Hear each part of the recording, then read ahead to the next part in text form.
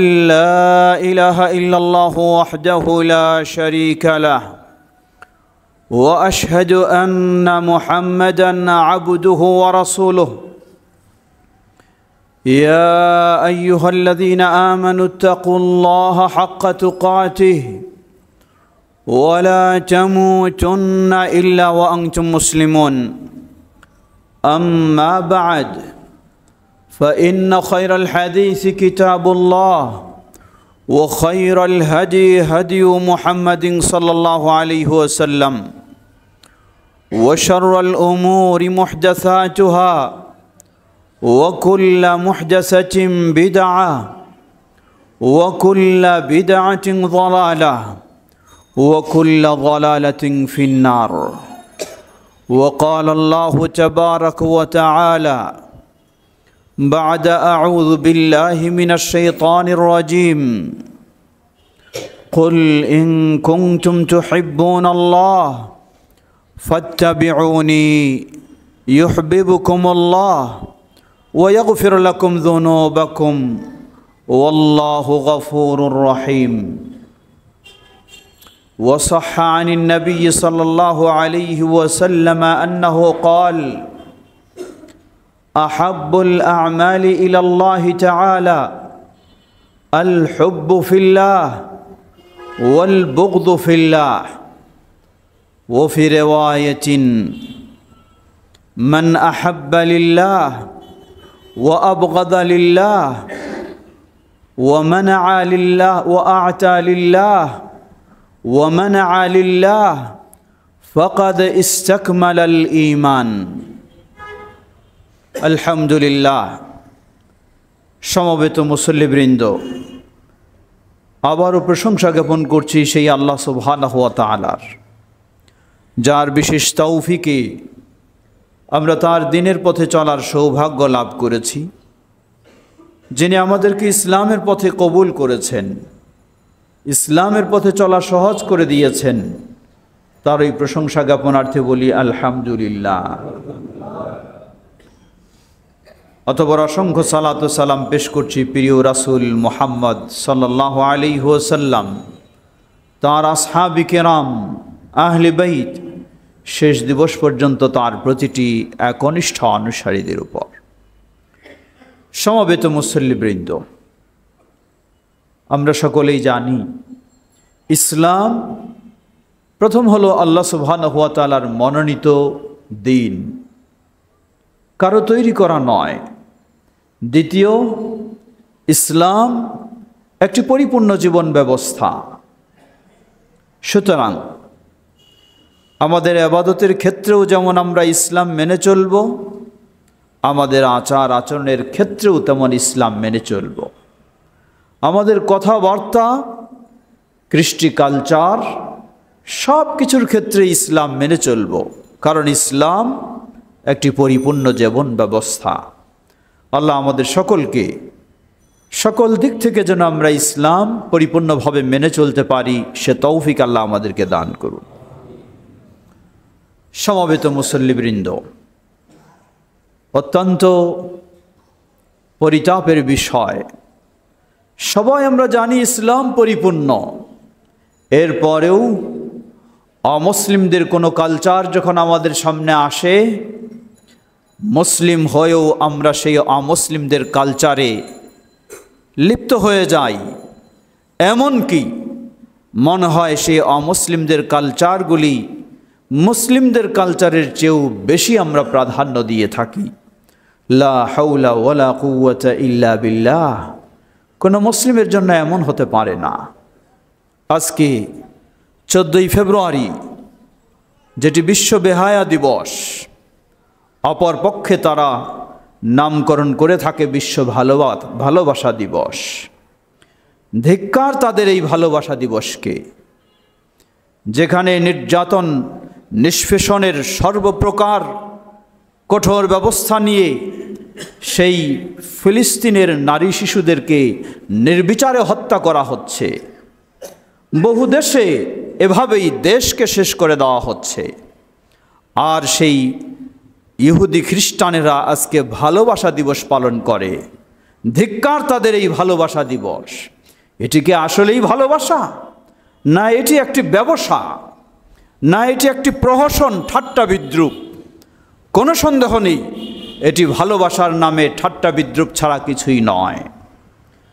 কোনো মুসলিম এই অমুসলিমদের এই নোংরা ভালোবাসা তথাকথিত এই ঠাট্টা বিদ্রুপের দিবসকে কখনো মেনে নিতে পারে না। তাদের এই কর্মসূচিতে কখনো সে অংশগ্রহণ করতে পারে না।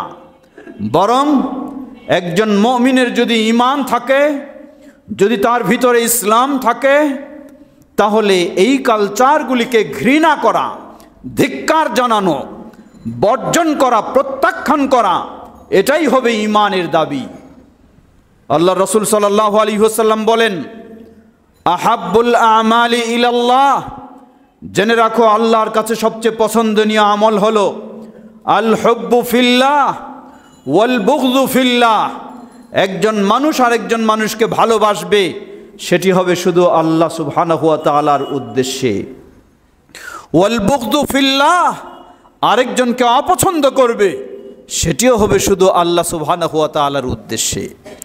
অন্য সহিহ হাদিসে এসেছে, রাসূলুল্লাহ সাল্লাল্লাহু আলাইহি ওয়াসাল্লাম বলেন, মান আহাব্বা লিল্লাহ ওয়া আবগাদা লিল্লাহ ওয়া আ'তা লিল্লাহ ওয়া মানা'a লিল্লাহ ফাকাদ ইসতাকমালাল ঈমান।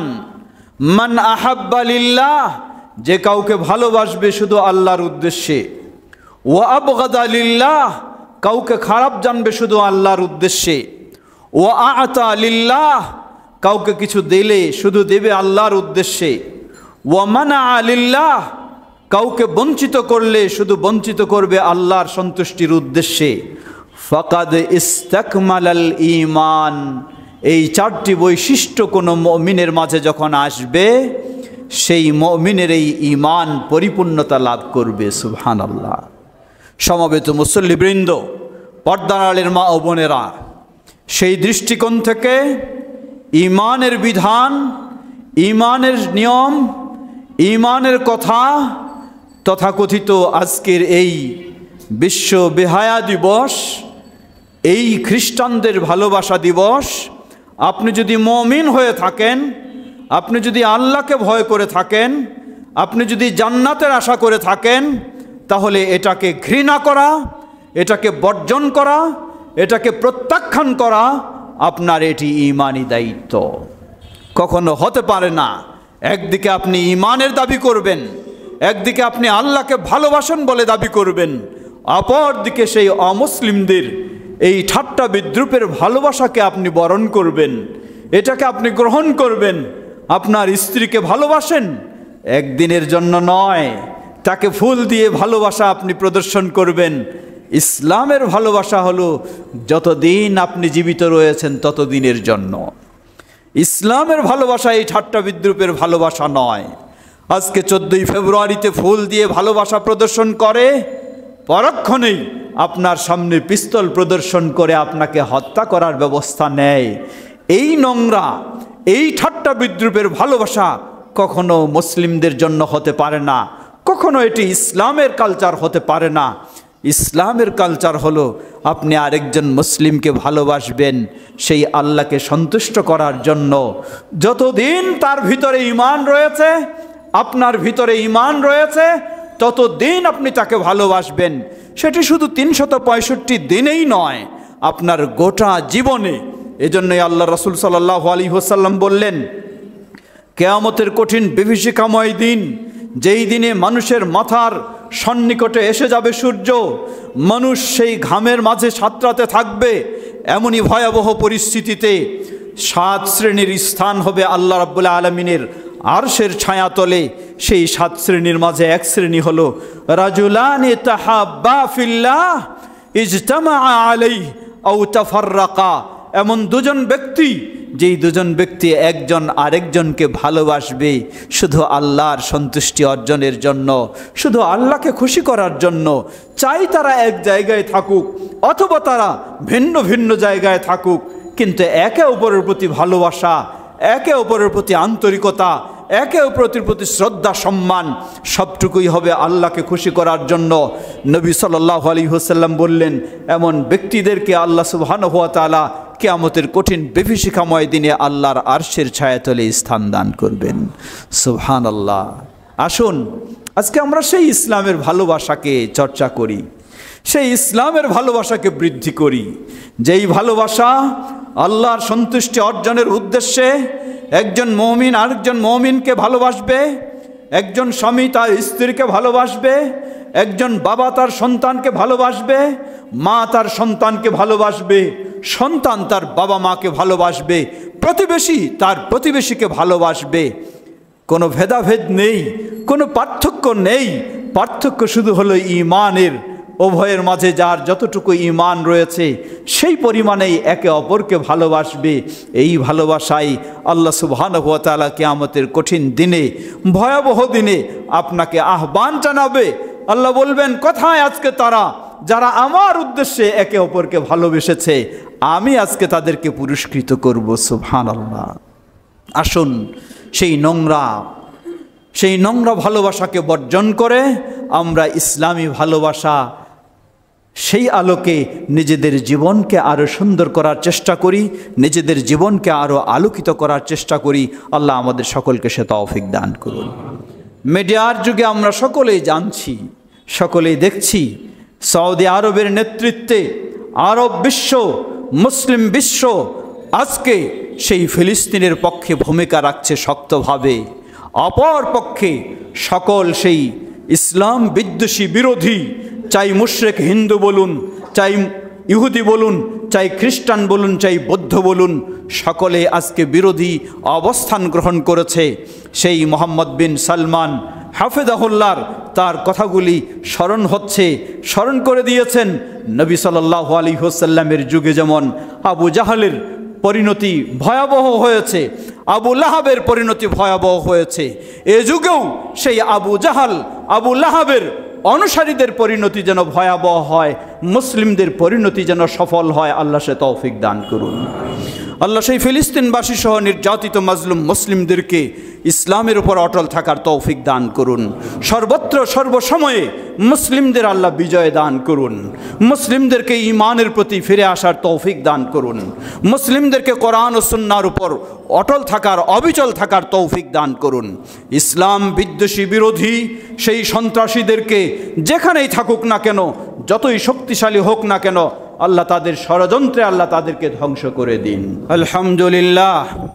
আলহামদুলিল্লাহ রাব্বিল আলামিন, ওয়াসসালাতু ওয়াসসালামু আলা আবদিল্লাহি ওয়া রাসূলিহি নবিয়িনা মুহাম্মদ ওয়া আলা আলিহি ওয়া সাহবিহি আজমাইন, আম্মা বা'দ। সমবেত মুসল্লিবৃন্দ,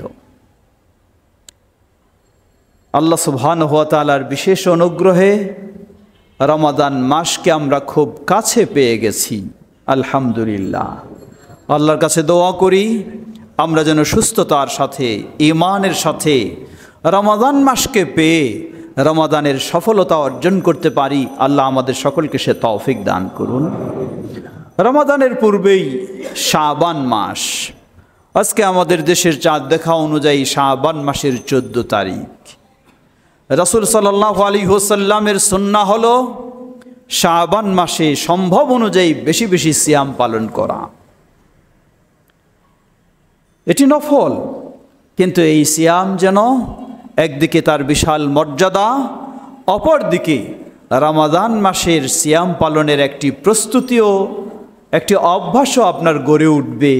এই জন্যই উম্মুল মুমিনিন আয়েশা রাদিয়াল্লাহু আনহা বলেন, রাসূল সাল্লাল্লাহু আলাইহি ওয়াসাল্লাম তার জীবনে পরিপূর্ণ মাস হিসাবে সিয়াম পালন করতেন রমাদান মাসেই একটি মাস, আর যেই মাসে সবচেয়ে তুলনামূলক বেশি সিয়াম পালন করতেন এই মাসটি হলো শাবান মাস। শাবান মাসের মাঝামাঝি আমরা এসে গেছি। সাধ্য সামর্থ্য অনুযায়ী বেশি বেশি সিয়াম পালন করব, কিন্তু শাবান মাসের কয়েকটি অবস্থান রয়েছে। 1 তারিখ থেকে 12 তারিখ পর্যন্ত আপনি সাধ্য অনুযায়ী বেশি বেশি সিয়াম পালন করবেন। মাঝের অংশটুকু 13, 14, 15 কি করব আমরা?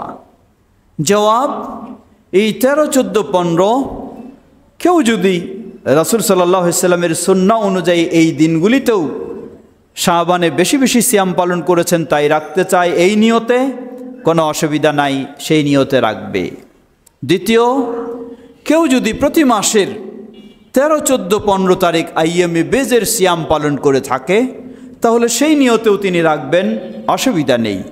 তৃতীয়, কেউ যদি প্রতি সপ্তাহের সোমবার, বৃহস্পতিবার সিয়াম পালন করে থাকেন, ওই হিসাবে 13, 14, 15 দিনগুলি সোমবার বা বৃহস্পতিবার এসে যায় আর আপনি রাখেন, তাতেও অসুবিধা নেই।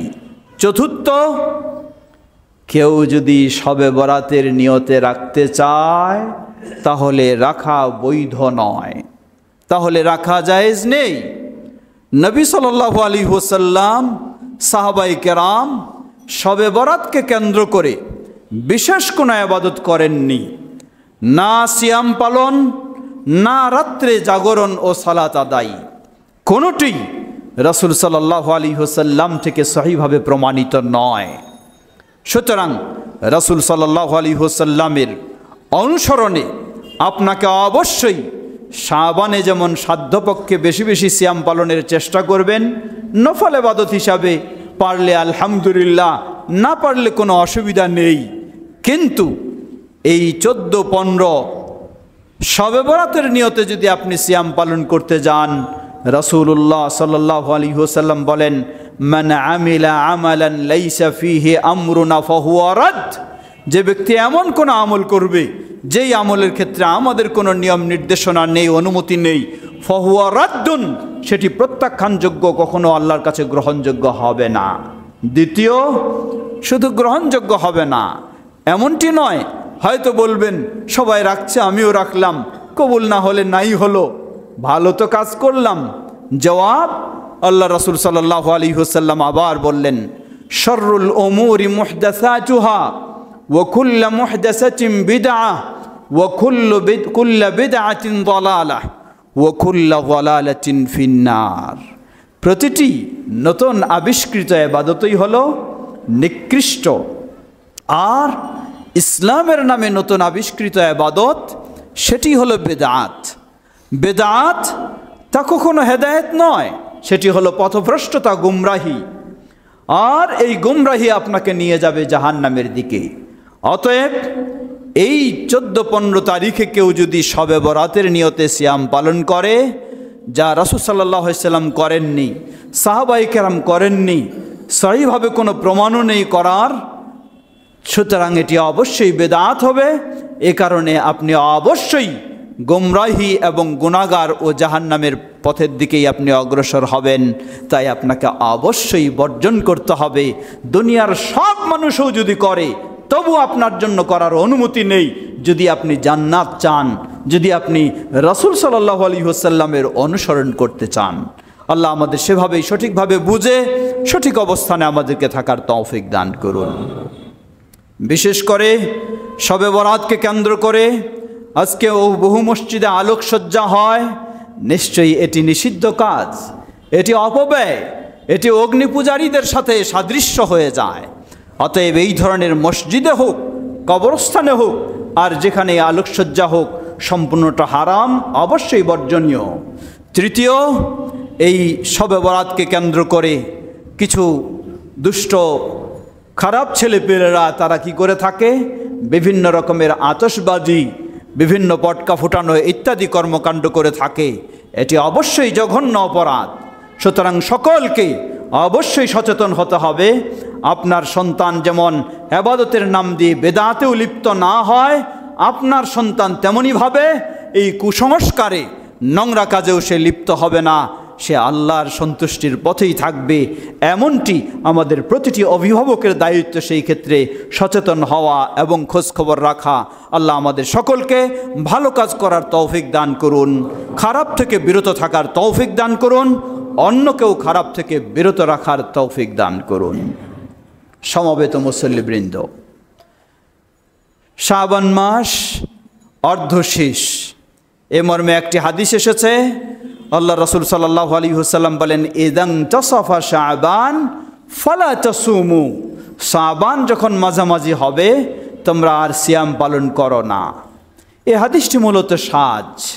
সুতরাং কেউ যদি অর্ধ পার হওয়ার পরেও শেষ দশকেও শাবান মাসে সিয়াম পালন করতে চায়, আমরা বলবো রাসূল সাল্লাল্লাহু আলাইহি ওয়াসাল্লাম এই মাসে বেশি বেশি পালন করতেন, সেই আলোকে আপনার জন্য অনুমতি রয়েছে, অসুবিধা নেই। কিন্তু শাবানের শেষ পর্যায়ে রমাদানের চাঁদ দেখার একদিন বা দুদিন আগে শাবান মাসের ২৮ বা ২৯ তারিখ অন্য সহিহ হাদিসে এসেছে, আল্লাহ রাসূল সাল্লাল্লাহু আলাইহি ওয়াসাল্লাম বলেন, লা ইয়াতাকাদ্দামান্না আহাদুকুম বিসিয়ামি ইয়াউমিন ওয়ালা ইয়াউমাইনি ক্বাবলা রমাদান আও কামা ক্বালা নবী সাল্লাল্লাহু আলাইহি ওয়াসাল্লাম, তোমাদের কেউ যেন রমাদানের আগে একদিন অথবা দুদিন সিয়াম পালন না করে, কঠিনভাবে নিষেধ করেছেন। ইল্লা মান কানা ইয়াসুমু ফালইয়াসুমহু আও কামা ক্বালা নবী সাল্লাল্লাহু আলাইহি ওয়াসাল্লাম, তবে কেউ যদি সাধারণ নিয়মে করে থাকে তার অনুমতি রয়েছে।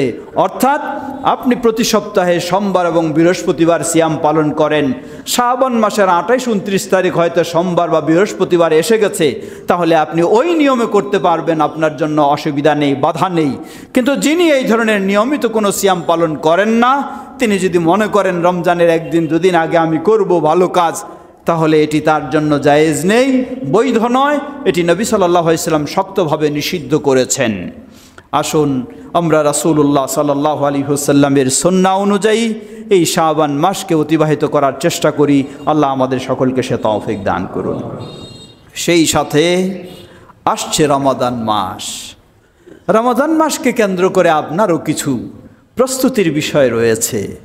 জীবনের সেরা সুযোগ রমাদান মাস, যেই মাসটি হলো বরকতের বিশেষ মাস, যেই মাসটি রহমতের বিশেষ মাস, যেই মাসটি মাগফিরাতের বিশেষ মাস, যেই মাসটি আল্লাহর নৈকট্য অর্জনের একটি বিশেষ সুযোগ। সুতরাং সেই মাসের কাছাকাছি আমরা এসে গেছি, আল্লাহর কাছে বেশি বেশি দোয়া করা যেন আমরা সুস্থতার সাথে ঈমানের সাথে সেই মাসটির শরীয়তসম্মত ইবাদতগুলি করতে পারি। আল্লাহর কাছে প্রথম কাজ হবে আমাদের বেশি বেশি দোয়া করা। দ্বিতীয় কাজ হবে মানসিকভাবে প্রস্তুতি গ্রহণ করা। মানসিকভাবে প্রস্তুতি শুধু মানসিক নয়, বিভিন্ন ব্যস্ততার ক্ষেত্রে আপনার প্রস্তুতি গ্রহণ করা। আপনি পৃথিবীতে যতদিন বেঁচে আছেন আপনার ব্যস্ততা থাকবেই, এটাই স্বাভাবিক। হাত্তা যুরতুমুল মাকাবির, যতক্ষণ না আপনি কবরে না যান ততক্ষণ পর্যন্ত আপনার ব্যস্ততা আপনাকে ছাড়বে না, থাকবেই ব্যস্ততা। সুতরাং রমাদান মাসেও আপনার ব্যস্ততা থাকবে। সিয়াম পালনের মতো আপনার অবসরের সুযোগ নেই, তারাবির সালাত আদায়ের মতো সুযোগ নেই, বেশি তেলাওয়াতের মতো সুযোগ নেই, ভালো কাজ করার মতো সুযোগ নেই। কেন আপনি এত ব্যস্ত? আল্লাহ সুবহানাহু ওয়া তাআলা আপনাকে যদি বিছানায় ফেলে রাখেন তাহলে তো আপনার সব ব্যস্ততা শেষ, কোনো কাজেই আপনি পারবেন না। সুতরাং আসুন ব্যস্ততাটাকে একটু গুছিয়ে নেওয়ার চেষ্টা করুন, একটু কমিয়ে নেওয়ার চেষ্টা করুন, যাতে রমাদানে আপনি একটু বেশি অবসর সময় নিতে পারেন, বেশি ইবাদত করতে পারেন। রমাদানটাকে আবার বেশি খাওয়া দাওয়ার উৎসব হিসাবে গ্রহণ না করা। রমাদান আসছে, বিশেষ করে পুরান ঢাকার তো ঐতিহ্য রয়েছেই, কমপক্ষে ২০-৩০ আইটেম না হলে ইফতার মজাদার হয় না। না, এত ব্যস্ত কেন হবেন আপনি? আপনার পরিবারের মানুষকে এত ব্যস্ত করবেন কেন? আপনি যেমন ইবাদতের জন্য ফ্রি হতে চান, আপনার পরিবারের সদস্যদেরও তো ইবাদতের জন্য তাদেরকেও ফ্রি হওয়ার সুযোগ করে দিন। তাদেরকে সারাদিন রান্না বান্না আর ইফতারি নাস্তা নিয়ে একেবারে ব্যস্ত করে তুলবেন। কোনো সন্দেহ নেই তারা ভালো ইফতারের আয়োজন করবে, এটাও সওয়াবের কাজ ঠিকই, কিন্তু খাওয়া দাওয়া ফুর্তি করা দিয়েই তো বড় ইবাদত নয়। তাদেরকেও কোরআন তেলাওয়াতের সুযোগ করে দিন, তাদেরকেও নির্জনে আল্লাহর বিশেষ করে জিকির আজকার তাসবিহ তাহলিল ভালো ইবাদত করার সুযোগ করে দিন। ঠিক একইভাবে আপনি আল্লাহ সুবহানাহু ওয়া তাআলা আপনার অধীনে অনেক ব্যক্তিকে রেখেছেন যারা আপনার অধীনে কর্ম করে, আপনার ফ্যাক্টরিতে কাজ করে, আপনার কোম্পানিতে কাজ করে। রমাদান মাস উপলক্ষে তাদের প্রতিও আপনি একটু সদয় হন। তাদের কঠোর পরিশ্রমের কারণে তারা রমাদানের সিয়াম পালন করতে পারে না। বলা হয় কেন করো নাই? বলে ভাই ৮ ঘন্টা ১২ ঘন্টা 14 ঘন্টা ডিউটি করতে হয়, কিভাবে আপনি সিয়াম পালন করব? মুখ শুকিয়ে যায়, গলা বন্ধ হয়ে যায়, কথা বন্ধ হয়ে যায়, পারি না। আল্লাহু আকবার। আল্লাহ সুবহানাহু ওয়া তাআলা আপনার অধীনে এত সব মানুষের রিজিকের ব্যবস্থা করে দিয়েছেন। আপনি যদি একটু তাদের প্রতি সদয় হন, বরং আপনার দায়িত্ব। আল্লাহ রাসূল সাল্লাল্লাহু আলাইহি ওয়াসাল্লাম বলেন, মান দাল্লা আলা খাইরিন ফালাহু মিসলু আজরি ফাইলি। আপনার অধীনে 10 জন, 20 জন বা 100 জন বা 1000 জন বা আরও 10-20 হাজার মানুষ কাজ করে, এটি আল্লাহ সুবহানাহু ওয়া তাআলার বড় নিয়ামত। আল্লাহ আপনার মাধ্যমে কত পরিবারের রিজিকের আল্লাহ ব্যবস্থা করে দিয়েছেন। আল্লাহর শুকরিয়া আদায় করুন এবং আপনি তাদেরকেও রমাদান মাসে একটু সহজ করে দিন, তাদের ডিউটিটাকে একটু হালকা করে দিন, তাদেরকে উদ্বুদ্ধ করুন যে তোমরা অবশ্যই সিয়াম পালন করবা, প্রয়োজনে আমি তোমাদের কাজটাকে একটু হালকা করে দিব। আপনি হয়তো ভাবছেন তাদের কাজ একটু কমাই দিলে আমার ব্যবসা নষ্ট হয়ে যাবে, আমার যেই ধরনের টার্গেট সেই টার্গেটে পৌঁছতে পারবো না। আপনি কি জানেন সব তো টার্গেট আল্লাহ সুবহানাহু ওয়া তাআলার হাতে। আল্লাহ ইচ্ছা করলে আপনার টার্গেট কর্মচারী ছাড়াই পূরণ করে দিতে পারেন, আবার আল্লাহ ইচ্ছা করলে আপনি দ্বিগুণ শ্রমিক নিয়োগ দিলেও আল্লাহ আপনার টার্গেট পূরণ করে দেবেন না, আপনাকে আরও পিছনের দিকে ফেলে দেবেন। সুতরাং সেই আল্লাহর উপর ভরসা করুন, সেই আল্লাহর সাহায্য চান। রমাদান উপলক্ষে আপনার অধীনস্থ কর্মচারীদেরকে উদ্বুদ্ধ করুন, তারাও যেন সালাত আদায় করে সব সময়, বিশেষ করে রমাদানে তারা যদি সিয়াম পালন করার সুযোগ পায় আপনি তাদেরকে সহযোগিতা দেন। আল্লাহ রাসূল সাল্লাল্লাহু আলাইহি ওয়াসাল্লাম বললেন, যে ব্যক্তি মানুষকে ভালো কাজের দিকে পথ দেখাবে, নির্দেশনা দেবে, উদ্বুদ্ধ করবে, তাহলে এর বিনিময়ে ওই ভালো কাজ করে যেই সওয়াব পাবে আল্লাহ আপনাকেও সমান সওয়াব দান করবেন। সুবহানাল্লাহ। আপনি কি ভেবে দেখেছেন আপনার অধীনে 1000 মানুষ কাজ করে, এর মানে এই 1000 মানুষকে যদি আপনি সিয়াম পালনের সুযোগ করে দেন, তাদের জন্য জিনিসটা হালকা করে দেন, তাহলে প্রতিদিন আপনি 1000 মানুষের সিয়ামের আপনি সওয়াব লাভ করবেন। সুবহানাল্লাহ, কি বিশাল আপনাকে আল্লাহ প্রতিদান দেবেন।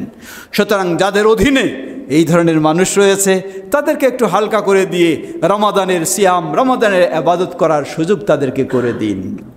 অপরপক্ষে অনেক হয়তো অসহায় দরিদ্র মানুষ রয়েছেন যারা মনে করেন হয়তো রিক্সা চালায়, ভ্যান চালায়, তাকে রুজির নির্বাহ করতে হয় অথবা দিন মজুর করে। তিনি বলবেন যে আমি প্রতিদিন এই পরিশ্রমের পরে কিভাবে আমি পারবো? জবাব, কোনো সন্দেহ নেই, আপনার রিজিকের মালিকও তো সেই আল্লাহ সুবহানাহু ওয়া তাআলা। আপনি সেই আল্লাহর উপর ভরসা করুন, আপনি আগে থেকে প্রস্তুতি নিন, রমাদান মাসের জন্য কিছু সঞ্চয় করে রাখুন, যাতে রমাদান মাসে প্রয়োজনে অর্ধবেলা আপনি রিক্সা চালাবেন, অর্ধবেলা আপনি ভ্যান চালাবেন, যাতে সুন্দরভাবে আপনি সিয়াম পালন করতে পারেন, তাহলে আপনার জন্যও সম্ভব হবে। আসুন আমরা রমাদানকে সেভাবেই রমাদানের জন্য প্রস্তুতি গ্রহণ করি। বিশেষ করে পারিবারিকভাবে আমাদের সন্তানদেরকেও আমরা সেইভাবে উদ্বুদ্ধ করব। আল্লাহ রাসূল সাল্লাল্লাহু আলাইহি ওয়াসাল্লাম কি শিক্ষা দিয়েছেন, সাহাবায়ে কেরাম কিভাবে গড়ে তুলেছিলেন তাদের সন্তানদেরকে লক্ষ্য করুন। আজকে আমাদের ছেলেমেয়েরা যাদের হয়তো এইচএসসি পরীক্ষা, এসএসসি পরীক্ষা, আমরা আমাদের ছেলে মেয়েদেরকে বলি তোমার পরীক্ষা রয়েছে, ভালো রেজাল্ট করতে হবে, তুমি রোজা রাখো না, তুমি সালাতে যেও না। আল্লাহু আকবার। একজন মুসলিম বাবা হয়ে, একজন মুসলিম মা হয়ে সন্তানকে আপনি কিভাবে একটা ফরজ বিষয় থেকে বিরত রাখতে পারেন? আপনি কি ভেবেছেন প্রতিদিন বছরের পর বছর আপনার সন্তানকে প্রস্তুতি নেওয়ালেন রোজা বাদ, সিয়াম বাদ দিয়ে, সালাত বাদ দিয়ে, কিন্তু আল্লাহ রাব্বুল আলামিন যদি পরীক্ষার দিনে তাকে বিছানায় অসুস্থ করে রাখেন, কোথায় আপনার প্রস্তুতি, কোথায় আপনার চিন্তা? সব তো শেষ হয়ে যাবে। সুতরাং আল্লাহর উপর ভরসা করুন। দুনিয়ার এই পরীক্ষাটাই বড় পরীক্ষা নয়, আল্লাহর পরীক্ষাই হলো বড় পরীক্ষা, আখিরাতের পরীক্ষাই হলো বড় পরীক্ষা, আখিরাতের সফলতাই হলো বড় সফলতা। লক্ষ্য করুন, একজন মহিলা সাহাবী বলছেন, হাদিসটি সহিহুল বুখারীর, প্রথম হিজরিতে যখন আশুরায়ে মুহররমের সিয়াম পালনের নির্দেশ দেওয়া হলো, সেই মহিলা সাহাবী বলছেন, নির্দেশ পেয়ে আমরা সিয়াম পালন করলাম, কিন্তু আমাদের ছোট বাচ্চা যাদের জন্য এখনো সিয়াম ফরজ হয়নি, ছোট বাচ্চা, আমরা তাদেরকে কি করতাম? আমরা তাদেরকেও আমাদের সাথে সিয়াম শুরু করাতাম, রোজা শুরু করাতাম। ছোট্ট বাচ্চা একটু পরেই খিদা পেয়ে মায়ের কাছে এসে খাওয়া চাইতো। মহিলা সাহাবী বলছেন, আমরা যে সময় খাওয়া চাইতো তাদের হাতে আমরা কিছু খেলনা তুলে দিতাম, খেলনা দিয়ে তারা খেলনা পেয়ে আবার খাওয়ার কথা ভুলে যেত। এভাবে আমরা তাদেরকে ইফতার পর্যন্ত নিয়ে যেতাম, তারপর তাদের সামনে আমরা খাওয়া তুলে দিতাম। সুবহানাল্লাহ, এটাই ছিল তাদের প্রস্তুতি। এভাবেই তারা সন্তানদেরকে গড়ে তুলেছেন। তাই সাহাবায়ে কেরাম তারা যেমন ছিলেন আদর্শ শ্রেষ্ঠ, তাদের সন্তানেরা তেমন হয়েছে। আজকে আমরা যখন মুসলিম বাবা মার দায়িত্ব হলো, আমাদের ছেলেমেয়েরা যুবক যুবতী হয়ে গেছে, তবু তাদেরকে আমরা মনে করি কষ্ট হবে, সিয়াম পালন করা যাবে না, এই করা যাবে না, সেই করা যাবে না। এটি তো কোনো মুসলিমের কথা হতে পারে না। আসুন আমরাও যদি আমাদের সন্তানদেরকে ছোট থেকে সেভাবে প্রশিক্ষণ, যার প্রাপ্তবয়স্ক নয় তার উপর সিয়াম ইসলাম ফরজ করে দেয়নি, কিন্তু প্রশিক্ষণমূলক আপনি মাঝে মাঝে তাকে অভ্যাস করার জন্য চেষ্টা নিন, তাহলে দেখবেন সেই সন্তানই হবে আদর্শ সন্তান। সে যেমন আল্লাহর আনুগত্য করবে, তেমন বাবা মারও সে আনুগত্য করবে ইনশাআল্লাহ। যদি সন্তান অবাধ্য হয় আল্লাহর, অবশ্যই এই সন্তান অবাধ্য হবে বাবা মার। অতএব আসুন আল্লাহর বাধ্য, আল্লাহর আনুগত্যশীল আমরা হব, আমাদের সন্তানদেরকেও সেভাবে গড়ে তুলব। রমাদান মাসকে যেন সেভাবে আমরা কাজে লাগাতে পারি। আল্লাহ আমাদের সকলকে সে তৌফিক দান করুন। সমবেত মুসল্লিবৃন্দ, গত 7 এবং 8 তারিখ দুদিন ব্যাপী বাংলাদেশ জমিয়ত আহলে হাদিসের সেই আন্তর্জাতিক মহাসম্মেলন আল্লাহ সুবহানাহু ওয়া তাআলার বিশেষ তৌফিকে অত্যন্ত সুষ্ঠু সুন্দরভাবে সম্পন্ন হয়েছে। এতে আপনারা স্বতঃস্ফূর্তভাবে উপস্থিত হয়েছেন, বিভিন্নভাবে আপনারা সহযোগিতা দিয়েছেন। আমাদের শ্রদ্ধাভাজন আলহাজ আওলাদ হোসেন সাহেবের নেতৃত্বে আপনারা সকলেই প্রশংসনীয় ভূমিকা রেখেছেন। জানাচ্ছি সবাইকে কৃতজ্ঞতা, দোয়া করছি আল্লাহ আমাদের সকলের এই অবদানকে কবুল করে নিন। আমরা যেন এভাবে দাওয়াতি কাজে তাওহীদ সুন্নাহর পথে আরও অগ্রসর হতে পারি, ঐক্যবদ্ধ হয়ে কাজ করে যেতে পারি। আল্লাহ আমাদের সকলকে সে তৌফিক দান করুন। ইবাদাল্লাহ রাহিমাকুমুল্লাহ, আল্লাহুম্মা সাল্লি আলা মুহাম্মদ ওয়া আলা আলি মুহাম্মদ কামা সাল্লাইতা আলা ইব্রাহিম ওয়া আলা আলি ইব্রাহিম ইন্নাকা হামিদুম মাজিদ। আল্লাহুম্মা বারিক আলা মুহাম্মদ ওয়া আলা আলি মুহাম্মদ কামা বারাকতা আলা ইব্রাহিম ওয়া আলা আলি ইব্রাহিম ইন্নাকা হামিদুম মাজিদ।